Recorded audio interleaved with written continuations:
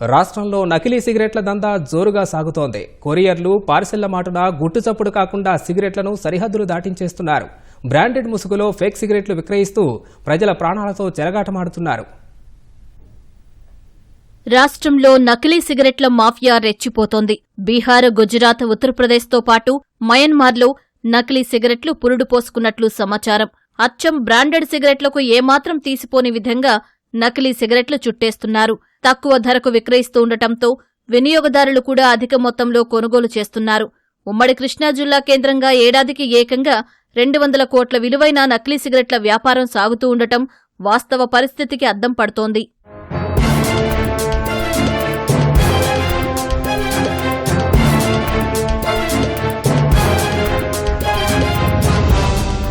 నకిలీ సిగరెట్లను కొరియర్లు భారీ వాహనాల్లో రవాణా చేస్తున్నారు.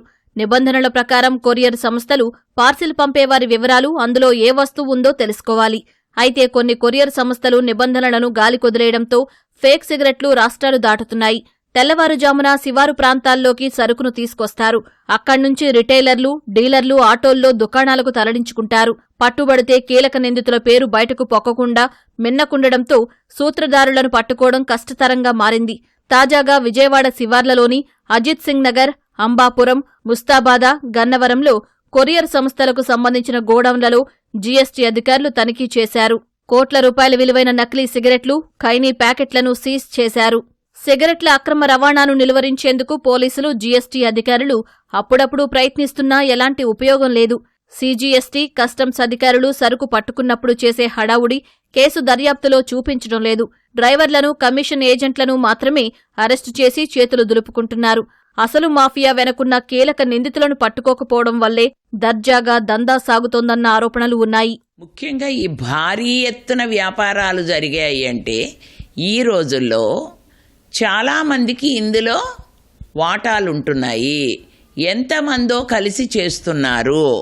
అందుకని ఈ తూతూ మంత్రంగా పట్టుకునే ఏంటంటే మేము చేస్తున్నాము, అందుకని ఒక్కటి పట్టుకుని దాని గురించి మనం పేపర్లో వేసుకుని విపరీతమైన ప్రచారం చేస్తూ ఉంటాము. కానీ చెయ్యాల్సింది చాలా ఉంది.